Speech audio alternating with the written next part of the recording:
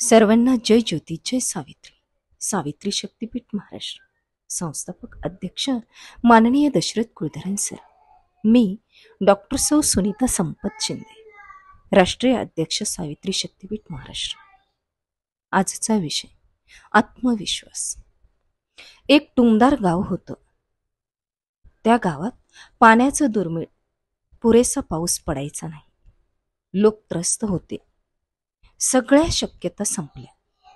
शेवटी गावाबाहेरच्या डोंगरावर जाऊन प्रार्थना करण्याचा निर्णय गावकऱ्यांनी घेतला.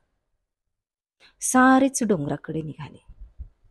मोठ्या माणसांच्या गर्दीत एक छोटा मुलगाही चालत होता. त्याच्या हातात चक्क छत्री होती.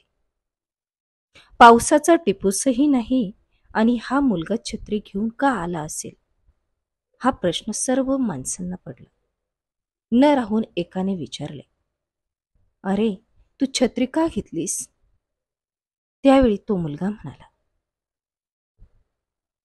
मी मनापासून प्रार्थना केल्यावर पाऊस येणारच, मग अशा वेळी छत्री लागेलच ना. असा दुर्दम आत्मविश्वास आपल्याजवळ असायला हवा. ध्यास आणि श्वास एक झाला पाहिजे, तरच आपण अशक्य गोष्टी सहज मिळवू शकतो. म्हणजेच आत्मविश्वास होय.